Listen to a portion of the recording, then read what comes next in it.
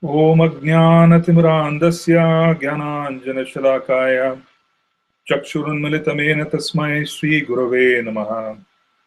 Namo Namo Aniruddhaya Hishikeshendriyatmane Namaha Paramahamsaya Purnaya Nivritatmane Swarga Pavarga Dwaraya Nityam Suchi Sade Namah Namah Hiranyaviryaya Chaturhotraya Tantave Namo Mahavadanyaya Krishna Prema Pradayate Krishnaya Krishna Chaitanya Namine Gauratuse Namaha. Hare Krishna. So today we are in a session which is going to be discussing a brand new chapter of the Harinam Cintamani. And this chapter is entitled Sinning on the Strength of Chanting the Holy Names. So we want to understand in exact terms as to what exactly do our acharyas mean by sinning, and how does a sin become an aparad or an offense? There's a very big distinction. So in the beginning, right in the beginning, in the early part of the book, we were looking at the fact that we are intrinsically pure. The holy names are pure. Then why would there be such obfuscation? Why would there be such a big, broad wall between us and being able to chant purely? And then we also learned that the wall is created and can possibly exist because of three reasons. The acharyas say that the wall exists because of weakness of heart, which is hridaya durbalya. They say that the wall between us and the holy names exists because of anarthas. The wall between us and the holy names exists because of aparad. Now, what we want to do is we want to understand the category and the difference between sinning and being offensive. Two different things. It's not being seen as the same, because there's a big difference between papa, which is sinning, and aparad. When does papa, which is sinning, become aparad? Okay? When does it become aparad, and how does it get transformed? What is the nature of sin? Why does it occur? We'll first have to examine those, and then we will get into a solution for us to be able to combat this. We will completely depend on Shastric conclusions. We will depend on the views of our acharyas. We will also make inferences from the experiences that are being submitted in Shastra. And then we will reach a conclusion as to how to combat this. Because every one of us is very, very vulnerable, no matter how advanced or how not so advanced we think we may be. We are completely vulnerable because we are exposed to material energy. It is really good for us to remember that the personalities of Jaya and Vijaya, who were the personal doorkeepers in Vaikuntha, they fell down. So if they are going to fall down and take birth in the womb of Asuras, and they become inimical to the existence of Krishna, then what is the chance that we could escape such peril when we are fully in touch with material energy? So one ought to be very, very careful. It is wise to remember, in fact, a good thing to remember, that Srila Haridas Thakur prays to the Lord that he may never fall down. He may never fall down. Srila Prabhupada, our Srila Prabhupada, used to offer prayers, and he used to share with his disciples that I pray every day that I may never fall down. That is one of the reasons why we chant the Narasimha prayers. Okay, I'm going to get into it later when we talk about the solution. When I explain the cause and the effect of the environment, we speak about what we bring from the past, and then we will talk about the different categories, which is what is a sin, what is an offense, what's the difference, and what one needs to do to avoid falling into a trap. Okay, this is something that's going to be required for us. It requires some active management. Okay, so the first part is for us to understand the difference between sinning and being offensive. You see, mundane law, the law which governs countries, or the law which is governed by, let us say, for example, religious law. Religion talks about sinning. Okay, I'm talking about general religion, be it Hinduism, be it the Judeo-Christian faith, be it any other faith. There's a category where people say you should not be sinning. So they have this classification of activity which is considered to be sinful. Okay, and depending on how evolved the religious practice is, the sinning aspect also changes as to what sin is. They begin defining what it is. Sometimes society has become so deviant that original laws which are given in religious principles, they get modified to suit people. Okay. Now, Kali is so prevalent that things have completely changed. For example, there are countries where living together is considered to be marriage. In other words, in countries, it's perfectly acceptable. It has become a practice.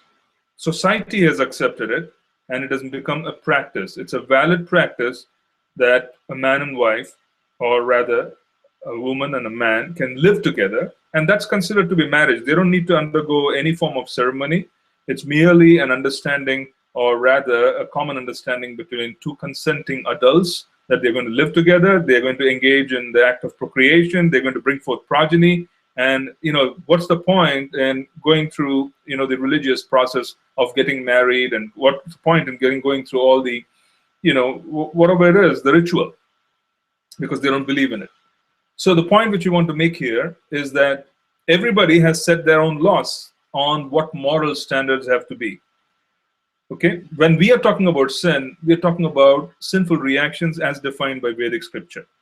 So for example, in Manusmriti, it is said that if you kill someone, then the person who commits such an extreme act of violence of killing a human being has to be put to death. This is Manusmriti. Okay, the kings who used to follow Manusmriti used to undertake to kill the person who engages in the act of murder. They used to kill the person, rather, they used to actually hang the person on to death and so on and so forth. They used to put the person to death so that they would be absolved of the sins of killing another human being. Okay, now what is this called? Killing another human being is sin. The absolving of sin, which was done by the kings based on the laws of Manusmriti, is called prayaschitta, atonement. Both, this is a bona fide process. Similarly, there could be prayaschitta in mundane law, that you commit some robbery, and based on the laws of the country, the person is incarcerated for a certain period of time, and then they are let out. Or there could be some kind of a violation of law which is based in the country, and then someone pays a fine, and then they are absolved of that particular violation. And then there's religious law, which says that if you do this, you're supposed to do this particular ritual, this particular prayaschitta, this is your atonement, and then you would be able to kind of absolve the sin. Okay, there are various levels. So there is a difference between how sin and offense is viewed, and we're going to get to it. But I'm first defining what is sin. Okay, and then what is done to atone for sin. Prayaschitta, atonement, has different levels and different involvement, different pujas whatsoever, and then there is prayaschitta, and the person is considered to be absolved of committing such a sinful reaction. And this is based on Vedic scripture, it is based on Smriti Shastra, it is based on experiences, so on and so forth. Okay. Now, when we commit an offense, you cannot commit prayaschitta. There is no such thing as atonement when an offense is being committed. Aparad does not have the process of prayaschitta associated with it. Aparad does not have the process of atonement associated with it as defined by Smriti. One can sin and they can go and do prayaschitta. One cannot commit aparad and then engage in some prayaschitta and then we say that we can move on. It doesn't work that way. Aparad is very different. If one commits, for example, Vaishnava aparad, one must seek the person whom they have committed aparad against. They got to take forgiveness from them. That is the first category. More important, the expectation is that aparad's effect will not go even if you beg forgiveness unless there's a shift in consciousness that has to occur. That is the danger of aparad. Aparad's effect will not go unless there's a shift in consciousness, and we also go and seek forgiveness. So how do you attain a shift in consciousness and then seek forgiveness? It's a long drawn process. Why is aparad very different and treated so differently from sin? Why would someone be called an aparadi? Why would we call someone an aparadi as opposed to someone committing sin? Because when a devotee does something, for instance, violates the regulative principles, he is committing aparad. He is committing aparad in certain situations. Okay? Let's say, for instance, someone offends someone in the road, then they can go and seek some forgiveness and things will move on. They don't have to worry. But then a devotee commits the same situation where the devotee offends another devotee. Then there's a very big distinction between what they need to do. They have to have a shift in consciousness. Now we're talking about a shift in consciousness that has to occur. It is no more doing some kind of an atonement. Okay? Why is it so different? It is different because we have been given extraordinary adhikar. We have suddenly come into a process which has made an extraordinary shift in our own karmic reactions. Our karmic reactions have shifted dramatically after coming in touch with the movement of Lord Chaitanya. The mercy of Lord Chaitanya is flowing through the parampara and it reaches us and it devastates our past sinful reactions. And then we also come into extraordinary level of knowledge. And as a consequence, we are held at a higher standard. So someone held at a higher standard is not let off as easily who's not knowledge.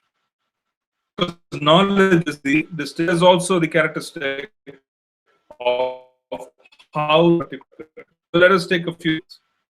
Let us assume that there are three categories we spoke of. We spoke of Hridaya Durbalya,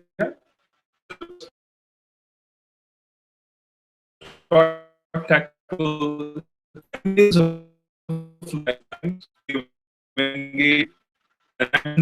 we have indiscriminately engaged in sense gratification. That sense gratification could be a propensity to eat things. It could be a propensity to get intoxicated. It could be a propensity to engage in illicit connections with the opposite gender. Now, when such illicit connections or so on and so forth have been done in the past, the impressions caused by such connections are stored in our chitta. It's a part of our consciousness. It is carried as either a prarabdha or it comes and manifests itself in this lifetime as prarabdha. Okay? The pressure of such acts which were carried out in the past is forcing us to act today. Okay?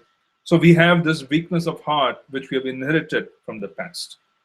Now, when such a weakness of heart ensues, and the person, even though they are knowing that it is wrong, engage in it because forced by the senses and the such weakness of heart, engage which violates basic principles. But such a person, they have committed a sinful reaction. This is weakness of heart. It is Hridaya Durbalya. It does not become aparad yet, even though they are initiated, they may be this and they may be that. It's not become aparad yet. It becomes aparad if after the person has committed the act and the person begins regretting the act, and then yet, after doing such, they think that I will chant an extra 10 rounds and I will absolve myself tomorrow. Okay? So let's say, okay, I've committed the act, it happened due to weakness of heart. I've engaged in some kind of activity which is prohibited. Okay, I've done it today. And because I feel miserable about it, I feel like chanting so that I'm cleansed of this extraordinarily contaminating experience of violating the laws, because it leaves you quite weak. And then also the fact that, you know, I should also be able to protect myself. So I will chant a few rounds extra, which is fine. It has not become namaparad yet. Okay? It becomes namaparad if after such atonement, the person repeats the same offense again. It is namaparad now. And then thinks that, okay, I will sit, I will chant 10 rounds extra. or I will chant 16 rounds extra. I will chant the holy names, and the holy names or devotional service will absolve me and protect me from such sinful reactions. Now it has become Namaparad. Why? Because now not only has the person been given extraordinary protection, which they have violated, the parampara is refusing, or rather is accepting such a person even though they have sinned, even after being given such information. But because there's sincere atonement in the heart, there's sincere atonement, and the parampara and the Lord who exists in the heart are fully aware that the person is suffering from a weakness of heart due to past reactions. They are aware that the past reactions are forcing them to act in a certain way. The parampara allows them to protect themselves by giving some mercy because they are atoning.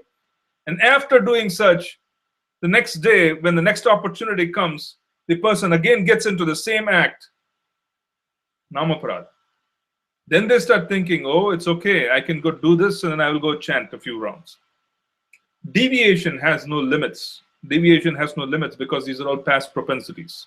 It has no limits, it can go on. And even before we know what is happening, we could just get involved in some extraordinarily deviant activity.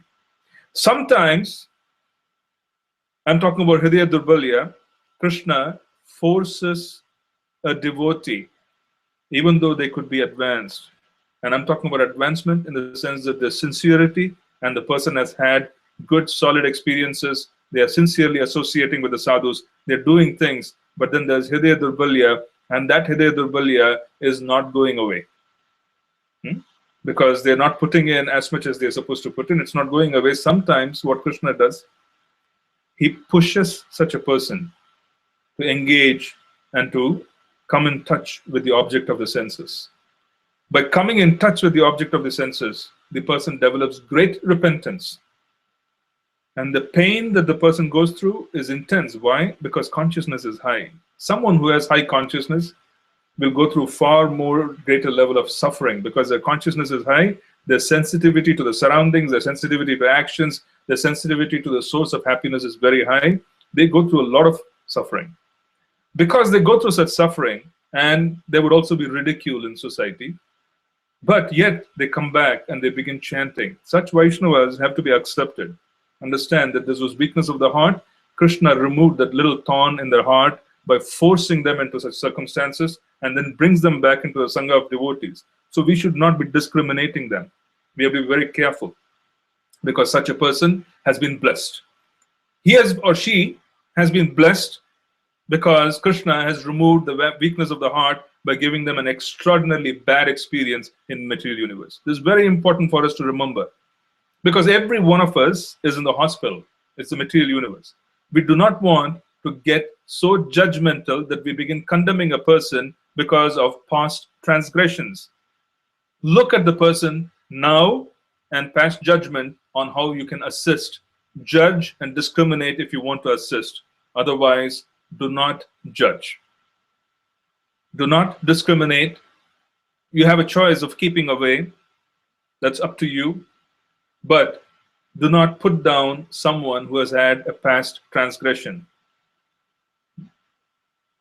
Great many personalities could have been pushed like this. Krishna pushes them, saying, okay, this person will not let go. It is not going away. So let me push them in the direction of that particular experience, which is quite bad. And then let them experience it and then come back. And in fact, what we do notice, it has happened, is that such devotees who go away thinking that sense gratification is okay, and they go away and they engage in it, they come back much stronger than they ever existed. That particular weakness goes away. Why? Because a slap from material energy is so hard, especially because they have had some higher level of consciousness, they have been exposed to Sangha, they have been exposed to knowledge. The suffering is so great that they come back much stronger. So this is Hridaya Durbalya. There's nothing wrong in someone going through such an experience, even though it's most unfortunate because they are in touch with material energy. Okay, we accept them fully with open arms. Lord Nityananda accepts them. Okay.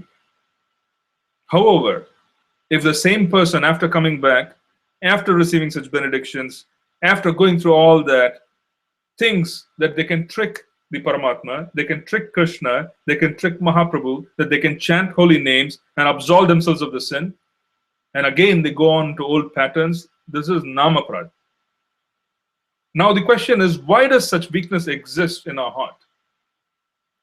We have come in touch with such a potent process. We have been given extraordinary mercy. We have come in touch with spiritual masters who are absolutely dedicated to the mission of Lord Chaitanya. We have come in touch with Shastra, which Srila Prabhupada has provided in abundance. Okay? We have such sadhu sangha, which is very powerful. Especially today on the internet, there's a lot of nonsense. There's a lot of wonderful things about the internet as well. Okay? It allows, for instance, us to associate twice a week.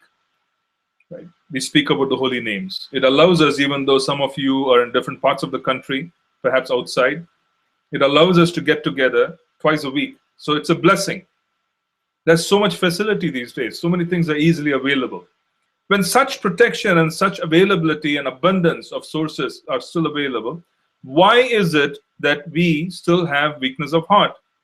And that has to do with the fact that our desires are deviant. Our desires are duplicitous. We spoke about it the previous session.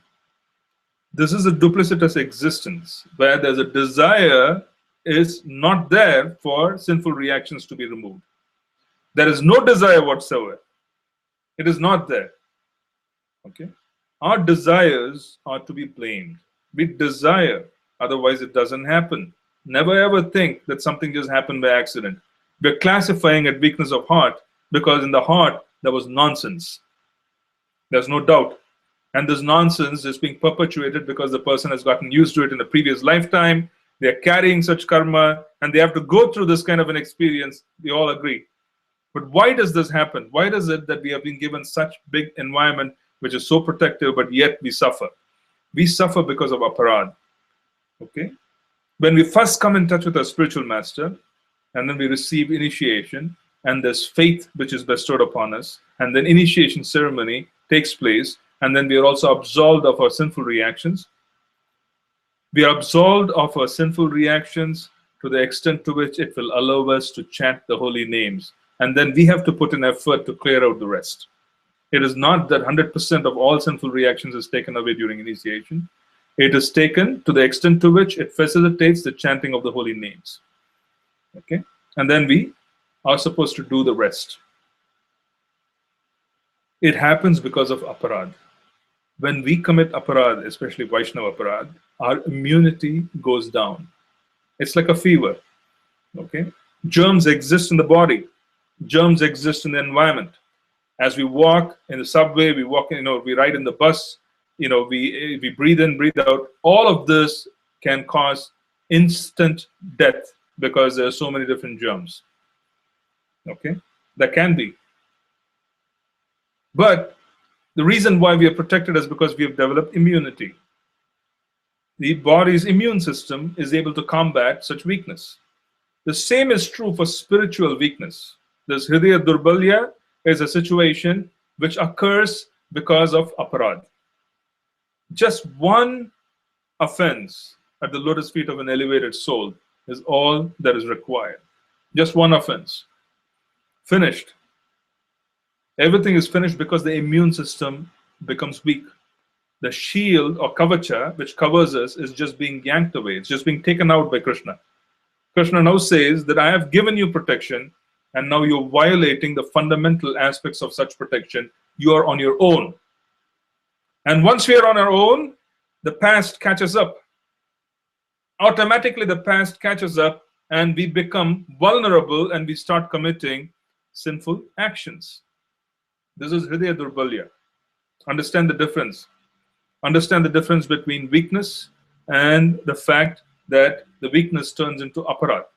It turns into aparad when we commit offenses again and again with no repentance, and we continue that. The sinful reaction, or rather the reactions that we accumulate, can be completely removed by the holy names. Millions and millions of lifetimes of sinful reactions have been removed. If they have not been removed, we will not be accepting the identity of being the servants of Krishna. We will not be wanting to serve. We will not be wanting to get initiated. The desire to engage in devotional service will not be there until and unless millions of lifetimes of karmic reactions have already been removed. So we are already very, very fortunate, except that now we are in the process of refining and taking out the further finer aspects of our existence. So what is it that we need to do? We need to understand it even more clearly. The most dangerous of all aparads is Vaishnava aparad, because in aparad there has to be a shift in consciousness. Remember, that's the difference. The parampara expects us to have a shift in consciousness versus just atoning by doing something. That's the difference. Because a shift in consciousness does not occur, the person is going to repeat it again. The repeat of the previous action is going to happen without a shift in consciousness. That's why there's a distinction. And if there's no shift in consciousness, then it keeps going on. So that's why when we commit Vaishnava aparad, the expectation is there has to be a shift in consciousness, plus there has to be atonement by falling at the lotus feet of the Vaishnava. Okay? And we find it quite amazing, because a shift in consciousness cannot occur unless there's atonement. It's not easy. The downward fall is a free fall. It is actually a free fall. There is no safety net if there's Vaishnava aparad. It just goes, finished. And then we come in touch and we are protected by piety. And those piety, it will just disappear. It will just disappear in a matter of just few days. It won't exist. We just fall like a free fall net. That's it. So that's the difference. Aparad, shift in consciousness is required. Sinful reactions, one can just perform some atonement and they can move on. Remember that particular difference. Aparad is a problem, namaparad. If someone continues sinning, thinking that they can chant and absolve it. But if there's Hridaya Durbalya, Lord Chaitanya, because he has given everything to Lord Nitai is willing to accept that. Now remember, in the Chaitanya Charitamrita, Jagai and Madai were the worst sinners. They actually hurt Lord Nityananda. They threw a broken pot.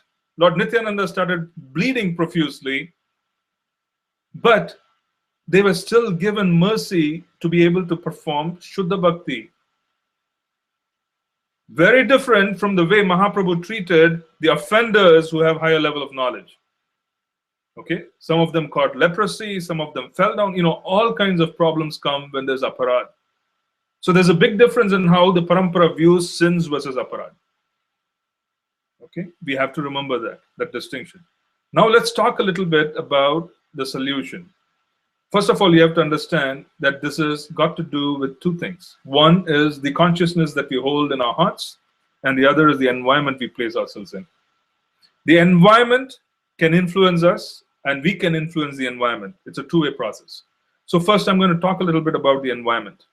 The environment is the real reason why Lord Narasimha appears. Recently, we celebrated Narasimha Chaturdasi.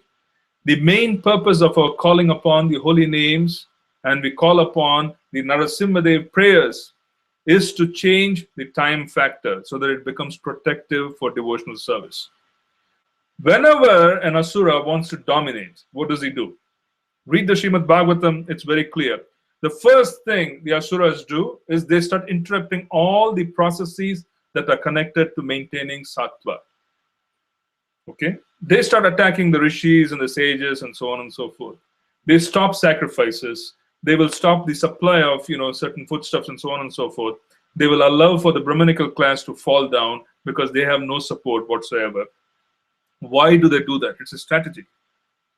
They do that effectively so that the mode of passion and ignorance can dominate over mode of goodness. Okay? Only one of the modes dominates. Even though it's mixed, it dominates.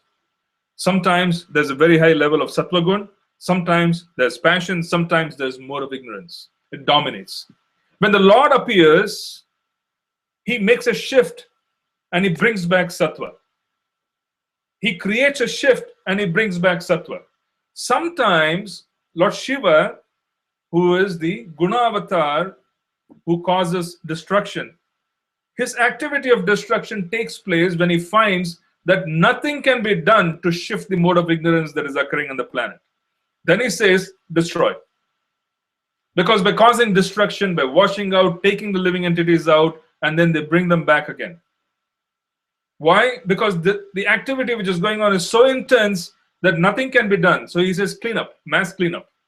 So first there is fire, then there's water, there's purification by fire, purification by water, and everything takes place, and then again creation and the whole process of living entities coming to live here and so on and so forth takes place. Okay? So when the Lord appears, he shifts the time factor. That is the real purpose of calling upon Lord Narasimha's names. He makes a shift in the time factor. That is how protection begins. Our protection begins in Sattva, because in Sattva Gun, all kinds of Brahmanical activity flourish. Our platform is Sattva. So how do we protect ourselves? We protect ourselves by increasing Sattva. That is the first principle. We increase Sattva by, number one, invoking the presence of Lord Narasimha Dev. Call upon the Narasimha prayers with deep faith. He will change the time factor. Surrender unto him. Desire change. That is the first principle. Desire change quite intensely. Tell the Lord that you want to be removed from the current circumstances. Tell the Lord and pray to him that you want to be removed from the circumstances and the consciousness that we are in. He will cause a change in the time factor, because that is the reason why we call upon the names of Lord Narasimha Dev, and his prayers precede everything. It precedes and actually is a part of our daily prayers. It's a daily, practice before we, leave for the day, isn't it? Why do we do that? We do that to make a shift in the time factor, and this is the reason given in the Srimad Bhagavatam that the Lord appears to make a shift. Because when he notices that the Asuric activities have gone to such an extent that they suppress everything that can maintain Sattva, he appears. He kills everybody who is responsible for disturbing Sattva, and then Sattva is reintroduced, and then activities associated with Sattva proceed again in a manner in which he desires.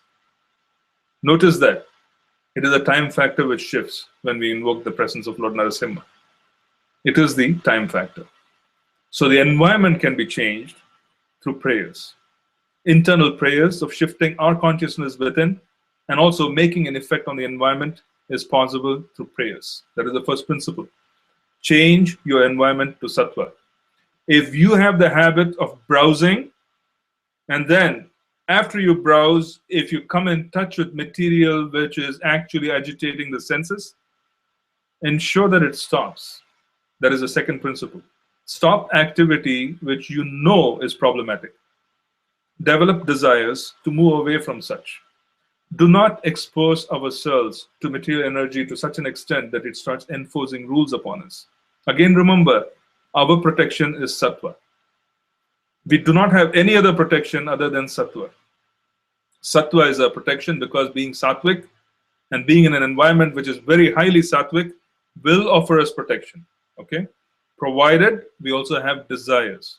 So it's an internal and external process. I'm talking about the environment. Okay?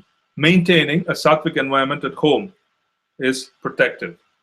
You increase it to Rajas, we will have problems. You increase it or let it fall to Tamas, it is your worst scenario. Nothing can happen after that. It's very difficult to move Tamas and then come and bring it back to Sattva. And it can happen due to habits. It can happen due to what we do at home as well.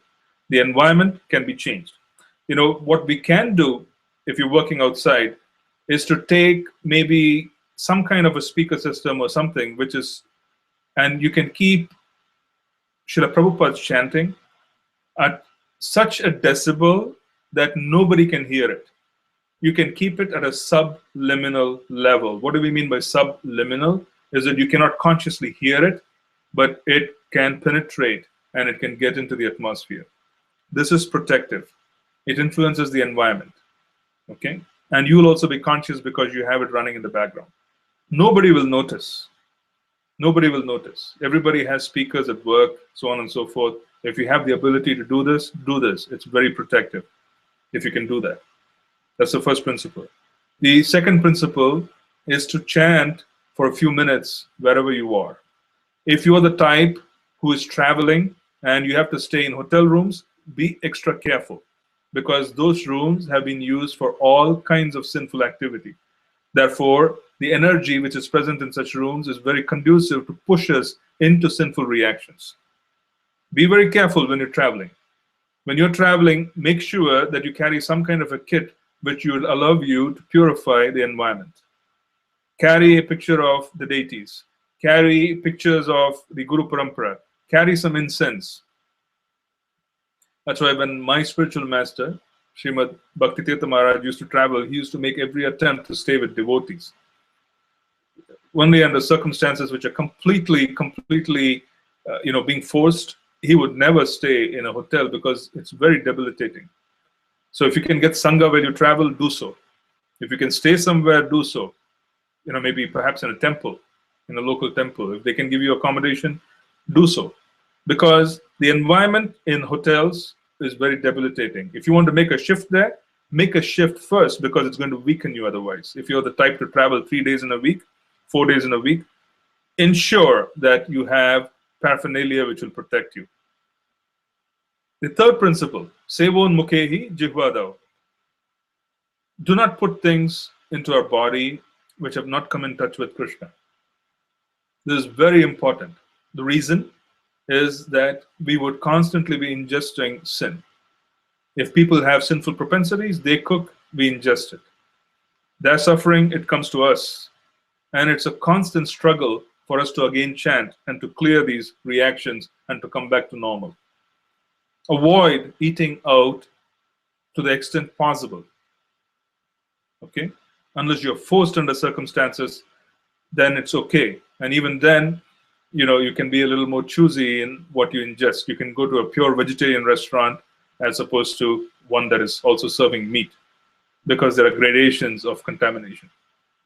The point we want to make here is that the environment is what it is.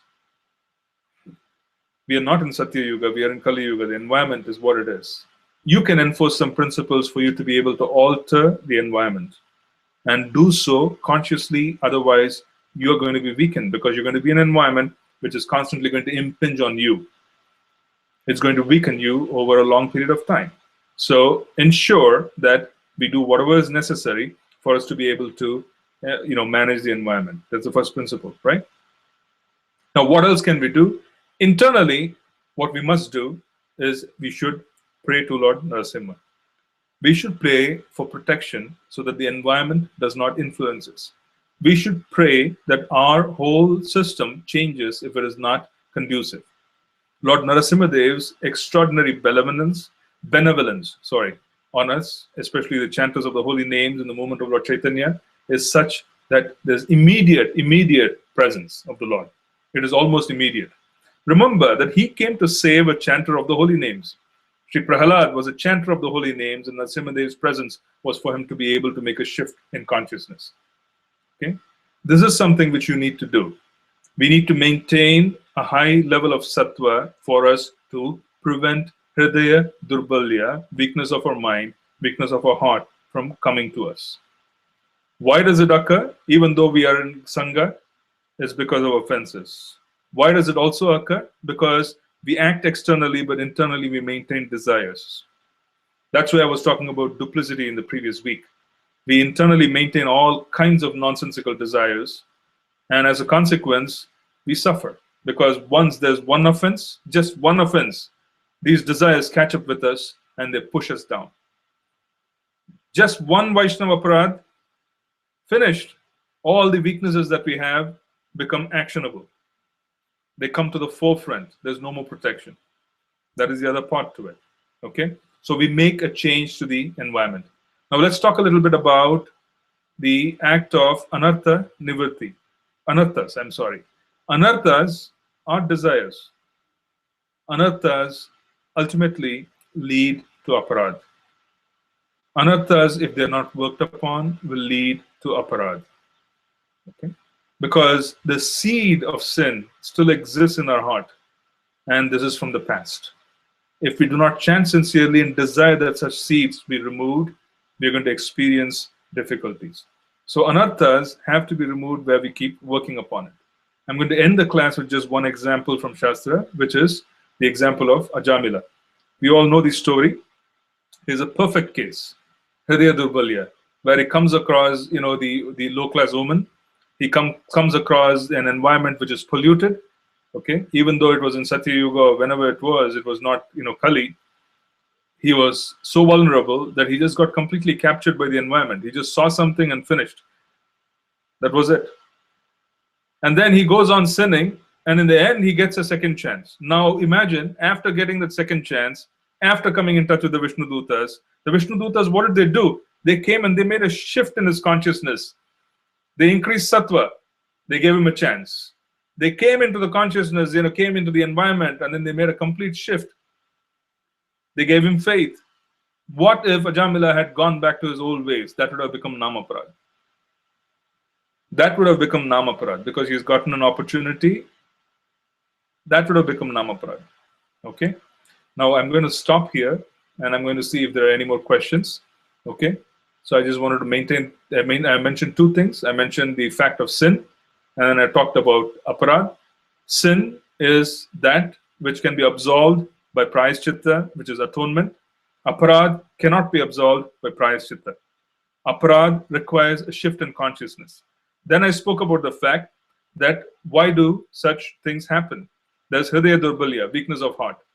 And then we come and experience whatever is in the past again. Sometimes Krishna pushes us and we experience the weakness so that we can get corrected. But if we continue doing things even after all such experiences, then it is condemnable. Nothing can be done. And that is aparad. Okay, that is namaparad. Now we also spoke of the fact as to how to manage ourselves. Number one is what goes on inside. What goes on inside is to be managed by ensuring that we ask for such things to be managed and we take shelter. Srila Prabhupada used to pray so that he doesn't fall down. Not that there was any chance, but he is in touch with material energy. So one has fear when they are in touch with material energy. They are aware that it's dangerous. Srila Haridas Thakur used to pray that he should not fall down. So we should pray every day that we should not fall down. Understand this. No matter who you think you are or how advanced, take this up as a daily practice. Take this up as a daily practice. Otherwise, it's dangerous. That's the other part to it. Thirdly, we spoke about influencing the environment. We spoke about influencing the environment and the time factor by introducing Lord Narasimha's prayers. The prayers which Srila Prabhupada has given us are extraordinarily potent. If you are ever in a situation where you feel that the situation could overwhelm you, call upon Lord Narasimha. Call upon Lord Narasimha with deep faith and he will come to your rescue. It's a fact of life. Believe in Shastra, believe in the experiences, believe in the potency of the Lord. He will come and he will save you. It's a fact of life. Have that faith. Make a change in the environment. Lord Narasimha prayers work wonders. Okay? Don't have any doubts. The other part is to pray for our desires, which are sinful, to be taken away. Please make this a point. Be very honest. We should not be duplicitous. We should not be duplicitous. If you recognize that something is going on in the heart, then treat it as a disease. Just as we rush to the doctor if you find something unusual, treat it as a disease. If you have a confidential relationship with a senior Vaishnava, and if you believe that it is going to help, share. Because that is humility. Sharing is humility. By sharing such propensities, you're seeking the help of the Lord because you've made yourself humble. By humbling yourself, you are expecting and receiving help. So be sure to share if you have propensities, because that itself is a signal that you're sincere. Our sincerity is where we're ready to humble ourselves, ready to pay any price. We want to get rid of the disease. Okay? Just as a patient who wants to get rid of disease wants to go to any length. Okay? So we need to do many things. And one of that is to ensure that we monitor ourselves. Monitor yourself and ensure that you're able to talk to whoever you have confidence in. Confidence, by confidence, I mean someone who is not going to judge you, but is going to assist you by discriminating and understanding what is required. It's very important to have such a relationship. Someone who, that person has to be senior. Because if such a person is not senior, he can get caught up in the activity that we are engaging in. Remember that. Don't try and sharing it with your friends. Do not try and share it with those whom you believe are peers. It has to be done with someone who has the ability to hear, not be affected, and be objective in assisting. Okay? So there's some level of thinking process required in choosing mentors and being able to do that as well. Okay? Because there has to be a relationship which you can trust. Many, many cases have happened where people open out, and then the priest, for example, in a Catholic church, keeps hearing nonsense. Oh, Father, I've come to make a confession. Week after week, day after day, he keeps hearing nonsense. He gets enthused. Oh, I must also try this. I must also try this. Okay. So he goes around trying whatever his so-called, parish came and spoke in his ears. This has happened in the past. Okay. Someone in authority who is not strong enough can fall down if they keep exposing themselves to nonsense. That is the reason why, if you want to play the role of a mentor, if anybody wants to play the role of a mentor, strengthen yourself first. Otherwise, the sinful reactions of whoever we are trying to assist will capture us as well. It's a dangerous thing. Okay, it requires a lot of protection. It requires stepping away, seeking Prabhupada's shelter before even trying to assist. Okay, otherwise it will drain us. You have to be very careful if you're playing that role. It's a warning for both sides. Choose people whom you have, proper respect for, who can assist, who you believe is strong, and someone who can be objective, and they can discriminate, and they can help. And also ensure that if you are the one who is assisting, be sure that we are super strong to take shelter of the holy names and do what is required before we even step into this. This is a minefield. It is really a minefield. We can fall down due to our maya, our propensities. We can fall down due to other people's maya. It is like that wonderful Brahmana who sat down, and he had this unfortunate circumstance that his opposite house, the neighbor, was a woman of low character. She was engaging in the oldest profession. She was a prostitute. So he had this habit of saying, oh, how sinful this woman is. How sinful. How sinful. And what he used to do was he used to count, okay, one customer, he used to put a stone in front of him. Second customer, he'll put another stone. 3 pebbles, 4 pebbles, 5 pebbles to make a mound just to show her that she's sinning. She kept seeing that action and then seeing that this person was priestly, he was saintly personality, and she started feeling great remorse because she was seeing his external qualities. And she wanted to change. So she began feeling that I need to change. This person constantly observed what was going on with her, and he developed desire. Okay? So desires can go both ways, and one has to be very careful and fully protected under the shelter of Srila Prabhupada, under the shelter of Guru and Krishna, before one can even move forward in trying to assist others if one is not properly situated themselves. Be very careful. It's a tough business to be in. Okay? We'll stop here, and we'll see if you have any more questions. Let's see, I have 2 questions. The first one was from Vilas Manjari Mataji. Okay, in verse 9.3, Krishna says, even if one commits the most abominable action, if he is engaged in devotional service, he is to be considered saintly because he is properly situated in his determination. Does this include offense, aparad also? No. This is exactly what I was talking about. Even if one commits the most abominable action, if he or she desires to change and has changed and has now come back to the path, we do not judge them. Krishna is saying, if they are engaging in devotional service, then consider them to be saintly because they are now properly situated in consciousness. What does this mean? It means that one cannot engage in devotional service unless there's been a shift in consciousness that has occurred. Otherwise, where will the taste come? Where will the param dashtva nivartate, where will the higher taste come to engage in devotional service unless there's a shift in consciousness? If there is a shift in consciousness, then the person is saintly. That is the conclusion. So it does not mean that this is offense, this is aparad category. Aparad category is if such a person goes back and does the same nonsense even after being given an opportunity. That is aparad. Okay? So that's the difference. Now, let's see from Akhilesh Prabhu. How to avoid Hridaya Durbalya? What forces us to commit the sin even we know that it is a sin? Krishna says, lust only, Arjun. I can only repeat what Krishna says from the Bhagavad Gita. It is just lust. Okay? We develop a propensity to engage in sense gratification. Okay? This is called window shopping. We first contemplate on the objects of our senses. After contemplating on the objects of our senses, then we develop an attachment for such activity. Slowly, steadily, the contemplation turns into attachment. So desires are there, and these desires are dormant from a previous lifetime, because in a previous lifetime or several lifetimes we have been sinful. All those previous lifetime and several lifetimes sinful reactions accumulate, and they form a certain dormant state. And then we come in touch with devotional service, and the devotional service suppresses such sinful reactions, but the old habits are still there. So it's almost like, for example, we remove a very black stain or a dark stain or a white cloth, but then you still have some remnants of such a stain. Or rather, if there's something abominable and then that is removed, but then the atmosphere is still permeating with such abomination. Okay, that's the other thing. So the point is, we contemplate because of the past. There's a propensity that habits. The senses get attracted to the objects we contemplate. So that contemplation has to stop. How can it stop?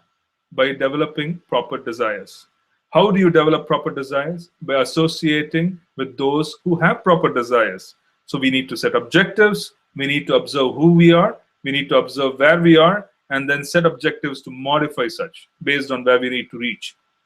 Once we set such objectives and make modifications and we are ready to move forward, the next step would be for us to actually monitor ourselves to ensure that we don't engage in activity which can possibly cause us to contemplate.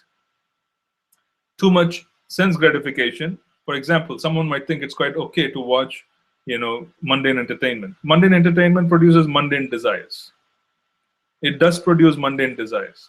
It's a fact. We see someone else enjoying. Remember Ajamila. He just saw someone enjoying, and it was there, finished. Mundane desires are a part of what we do. So we stop such activity which can cause problems. So we don't really come in touch with. Just as much as devotional service, we come in touch with sadhus, we come in touch with sangha, we come in touch with the holy names. All of this brings us closer to wanting to do what Krishna wants us to do. The same thing, the opposite is true. Whenever we engage too much in material energy, especially casually, it forces us and we become candidates. Okay?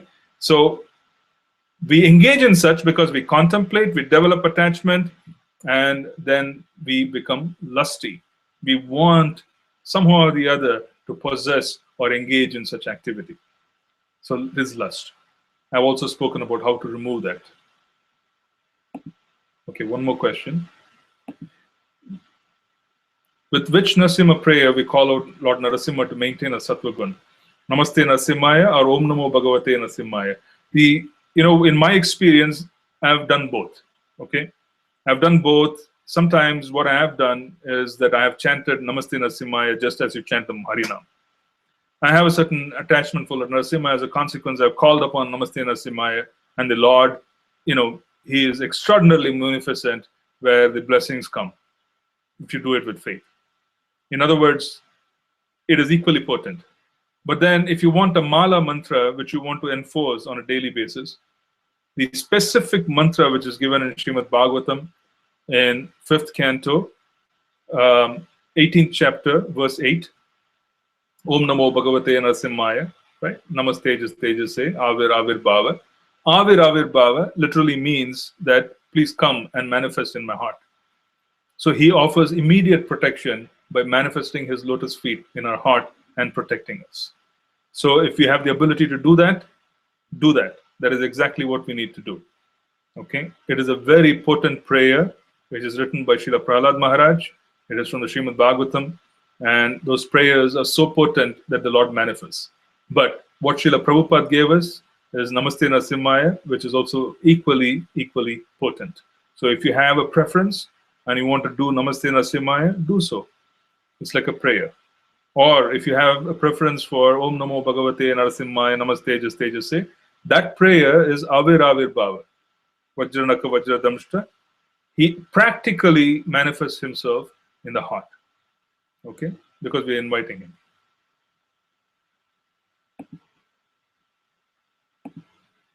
Okay, thank you. So I don't see any more questions. I will stop today's sharing with this. And if you have anything, you can always write below the video on the website. So thank you very much for joining us. So okay, I see a question from Weibo. Hold on. Can you please explain the origin of lust, or is this a question which contemplates original sin? Even being successful in a spiritual process or achieving the spiritual world, or would this lust not re-emerge as it is inherent in the soul? No, lust is not inherent in the soul. The soul is pure.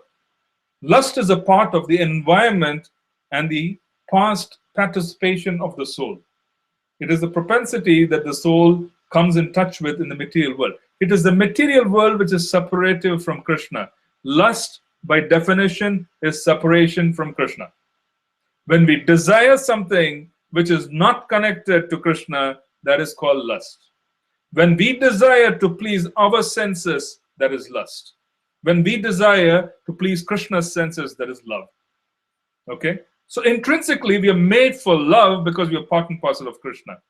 However, we are in touch with the environment, we are in touch with the world, we are in touch with the world, we are in touch with people who are constantly engaging in lust. As a consequence, we become motivated and we follow suit. So this is not something which is a part of who we are. This is foreign to us. It is actually foreign to us. It is just that we are in an environment which is toxic. It's like being exposed. For instance, you go talk to a doctor who treats respiratory disorders, and he will tell you he is vulnerable to respiratory disorders, and he has gotten the disease several times over. I personally have seen that doctors who are psychiatrists, they develop mental illness. Because imagine the Sangha, that every day you have 5 or 6 people or 10 people who sleep on the couch, in the West specifically, and then they tell you stories of all kinds of deviations. Imagine that, right? So what happens when you constantly come in touch with such things? You become vulnerable, you develop such tendencies. And that's the case with us. Even though we don't know it. Good way to examine ourselves is, do we really enjoy material energy? Do you really enjoy that mundane song which you used to hear 5 years back? Try it out, okay? I'm encouraging this little experiment. If we're really plugging into that old song, then which means that we are still plugged into that old consciousness. If we feel distaste or we feel disturbed when we watch something which we used to enjoy 6 years back, we are moved away. If not, then we are still plugged in. It requires a lot of work. Stop right there. Don't keep trying it. Okay? So one can find out if they are a part of material energy or not. Hope that answers your question. It will not re-emerge if we leave the planet or leave the material sky. That's the last part of your question. Okay, one more thing from Mother Vilas Manjari. What do you recommend if we have to stay in hotel if there's no option? Play Prabhupada chanting, create the atmosphere. You can carry little incense. You can carry, the so-called travel kit. Offer, prayers, and you can kind of, spiritualize the atmosphere by playing bhajans, kirtan. We can also chant. We can also ensure that we offer we can do a little arti there, some minimal arti, so that the spiritual presence and spiritual energy comes in. That's the recommendation. But avoiding is best if you can. All right. So I don't see any more questions, so I will stop here. And thank you very much for joining me. We'll continue further in the next session, which is going to be on Monday. And we hope to see everyone there again. Thank you. Hare Krishna. Jai Srila Prabhupada Ki Jai.